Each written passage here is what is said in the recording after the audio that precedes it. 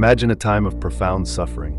The world feels heavy, and your hope is stretched thin. You've been waiting for a change, a relief, but none seems to come. This is the very experience James, the brother of the Lord, addresses in his letter to the early church. In James chapter 5, verses 10 and 11, he directs our gaze to the prophets, those giants of faith who spoke for God in ages past. He tells us to take as an example of patience in suffering the prophets who spoke in the name of the Lord. Think of Jeremiah, weeping for his people, or Elijah, persecuted by a wicked queen. They endured ridicule, hunger, and loneliness, all while waiting for God's promise to unfold. They are not just stories, they're our models. They show us that true faith isn't about immediate results, but about steadfast endurance. Then James turns to another great example, Job.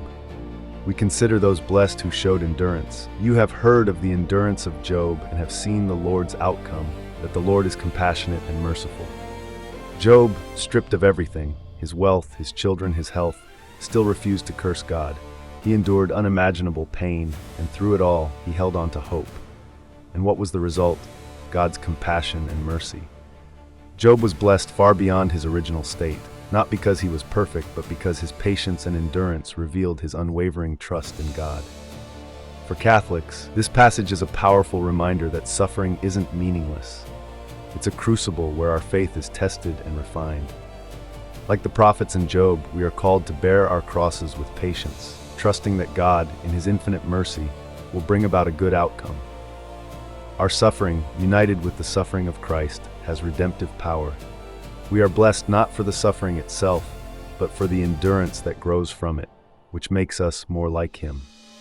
James chapter 5 verses 10 and 11 emphasizes that patience in suffering is a virtue modeled by the prophets and Job. It is a key aspect of faith. The prophets endured great hardship while remaining faithful to God. They serve as a testament to persevering in times of trial. Job's story is the ultimate example of enduring suffering without losing faith. His final blessing demonstrates God's compassion and mercy. The Catholic faith views suffering, when united with Christ's, as redemptive. Our patience and endurance make us more like Christ and open us to God's ultimate mercy and blessing.